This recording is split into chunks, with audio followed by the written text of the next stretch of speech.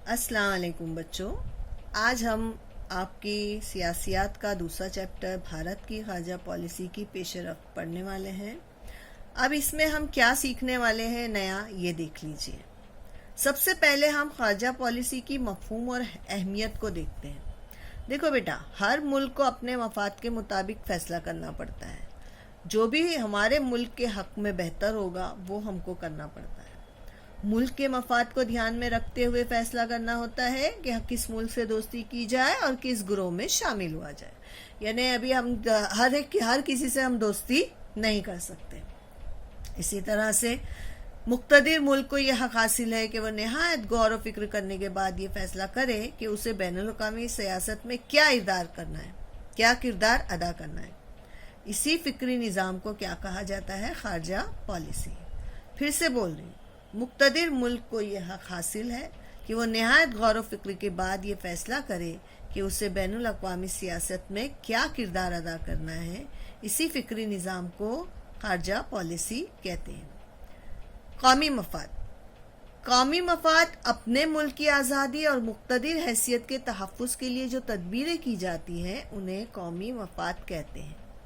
यानी अपने मुल्क की आज़ादी और मुक्तदिर हैसियत को तहफ़्फ़ुज़ जो हासिल है, वो सारी चीज़ें करने के लिए जब चीज़ें हमें हासिल हो जाती है तो उसको हम कौमी मफाद का नाम देते हैं, क्योंकि इससे हमारे मुल्क की और हमारे कौम की जो है वो उसमें फ़ायदा होता है। मफाद मीन्स फ़ायदा। इसी तरह से माशी तरक्की के ज़रिए मुल्क की क़ुव्वत में इजाफ़ा करना भी कौमी मफाद में शामिल होता है।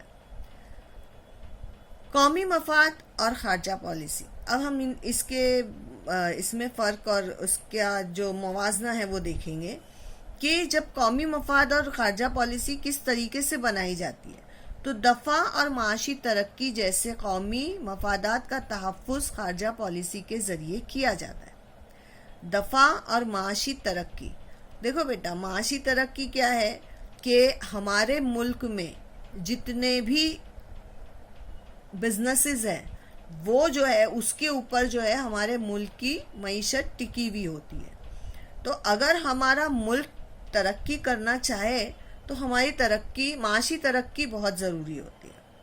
और इसी तरह से हमारा दफ़ाई निज़ाम है। हमारे दफ़ाई निज़ाम को भी हमको बहुत अच्छे से और ध्यान से उसको जो है वो देखना होता है। उसी के मुताबिक हमारी दफ़ा की पॉलिसीज़ जो है वो बनाई जाती है। कौमी मफाद मकसद है तो खारजा पॉलिसी इस मकसद के हुसूल का ज़रिया है। यानी अगर हम सोच रहे हैं कि हम हमारे कौम को, हमारे मुल्क को जो है वो क्या करेंगे, मफाद देंगे, फ़ायदा देंगे, तो खारजा पॉलिसी इस मकसद के हुसूल का ज़रिया है। यानी खारजा पॉलिसी ऐसी बनाएंगे कि जिससे हमारे मुल्क में जो है वो तरक्की हो सके। ठीक है, अब हम आगे देखते हैं। इसी तरह से कौमी मफाद में तब्दीलियाँ भी होती रहती है, जिसकी वजह से खारजा पॉलिसी भी बदलती है। यानी ऐसा नहीं होता है बेटा कि एक बार जो पॉलिसी बन गई तो बन गई, बस इसमें कोई चेंज नहीं होगा, ऐसा नहीं है। बल्कि उसमें कुछ ऐसी शकें होती है कि जिसके ऊपर हम जो है वो चेंज कर सकते हैं खारजा पॉलिसी को। इसी तरह से कौमी मफाद के लिए हम अपने मुल्क के हिसाब से, अपने हिसाब से जो है हम उसको चेंज कर सकते हैं। अब देखते हैं खारजा पॉलिसी मुतय्यन करने वाले अवामिल कौन कौन से हैं। तो सबसे पहला अवामिल में है मुल्क का जुग्राफियाई महल वक़ू, सियासी निज़ाम, मईशत, सियासी क़यादत और इंतज़ामी अवामिल। हम पहला वाला पॉइंट लेते हैं कि मुल्क का जुग्राफियाई महल वक़ू। आपने ग्लोब या दुनिया का सियासी नक्शा देखा है? उसकी मदद से आप किसी भी मुल्क का जुग्राफियाई महल वक़ू देख सकते हैं। मीन्स वो कितना बड़ा है, किधर तक गया है, उसके आपास कितने वो है, दरिया है, समंदर है, उसको कितनी चीज़ें हासिल है, वो सारी चीज़ें आप देख सकते हैं। जैसे पड़ोसी मुल्क कौन सा है, साहिल समंदर कौन सा है, मादनी दौलत कितनी है, माशी हालत कैसी है, आबादी कितनी है, रकबा कैसा है। ये जो अवामिल होते हैं इस पर भी बहुत डिपेंड होता है खारजा पॉलिसी का तयन करना। मीन्स खारजा पॉलिसी इसी के बेस पे बनती है। उसके बाद आता है सियासी निज़ाम। جمہوری ملک میں پارلیمنٹ کو خارجہ پالیسی کا تعین کرنے میں اہم مقام حاصل ہے۔ پارلیمنٹ میں پالیسی پر بحث ہوتی ہے اور حزب مخالف جماعتیں جو اپوزیشن ہوتے ہیں لیڈرز، وہ پالیسی پر قابو رکھتے ہیں اور آمریت میں ایک فرد، پارٹی یا مقتدر گروہ پالیسی طے کرتا ہے، اور وفاقی نظام حکومت میں خارجہ پالیسی طے کرتے وقت ریاستوں کے مفادات کا خیال رکھنا بھی ضروری ہوتا ہے۔ جیسے ہم قومی مفاد کو دیکھ رہے ہیں، اسی طرح ہماری ریاست کا جو مفاد ہے وہ بھی ہم کو دیکھنا ہے۔ تیسرا پوائنٹ دیکھتے ہیں معاشی ترقی۔ ہر ملک کا ایک اہم مقصد ہے۔ ملک کی درآمدات، برآمدات، عالمی تجارت میں شمولیت ملک کی خارجہ پالیسی پر منحصر ہوتی ہے۔ اب معاشی نظام مضبوط ہو تو دوسرے ملکوں پر انحصار کم ہو جاتا ہے۔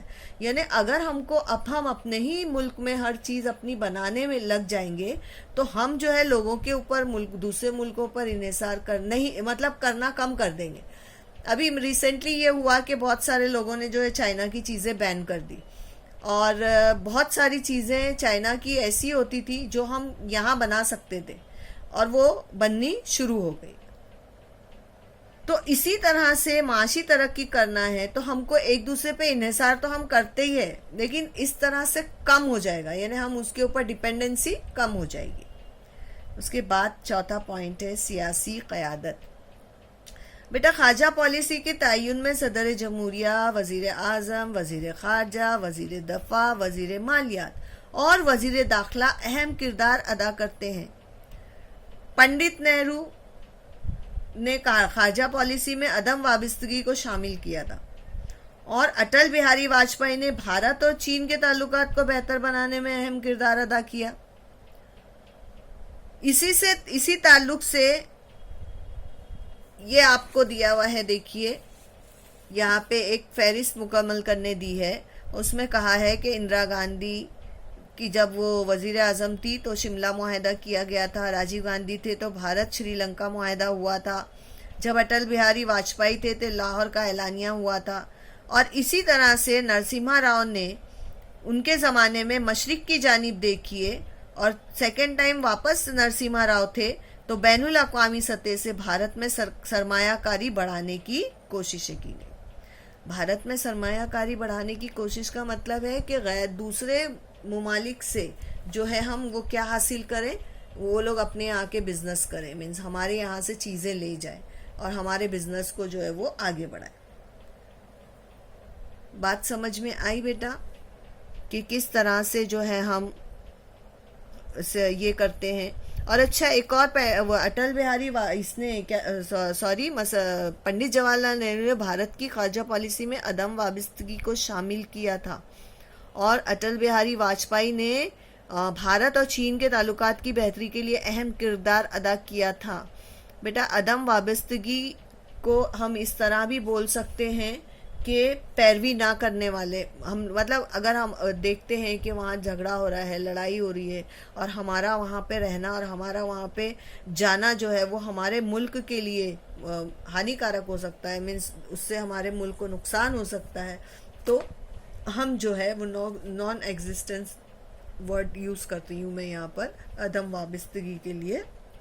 تو یہ ہمارے اوپر ہے کہ ہم جو ہے وہ عدم وابستگی کو اس میں شامل کر لیں اور ہم اپنے آپ کو ہٹا لیں، مطلب پیروی نہ کریں ہم اس کی، کیونکہ کبھی کبھی ایسے ہوتا ہے کہ کہیں کوئی ایسا ملک ہوتا ہے جو بیجا لوگوں پر ظلم کر رہا ہوتا ہے، تو ہم اب اس وقت عدم وابستگی کی وجہ سے اس کے ساتھ میں اس کا ساتھ نہیں دیتے ہیں، اس کی پیروی نہیں کرتے ہیں، بالکل ہم ان سے الگ ہو جاتے ہیں۔ تو اسی طرح سے خارجہ پالیسی کے لیے لازمی معلومات کا حصول، اس کا تجزیہ اور اس سے متعلق صلاح و مشورے دینے جیسے کام انتظامیہ کے عہدیداران انجام دیتے ہیں، اور ان کے علاوہ قومی سلامتی کے مشیر بھی اہم کردار ادا کرتے ہیں۔ بیٹا یہ جو ہے آدھا لیسن آپ کا ہو چکا ہے فرسٹ پارٹ کا، اور انشاءاللہ اگلے پیریڈ میں ملاقات ہوتی ہے۔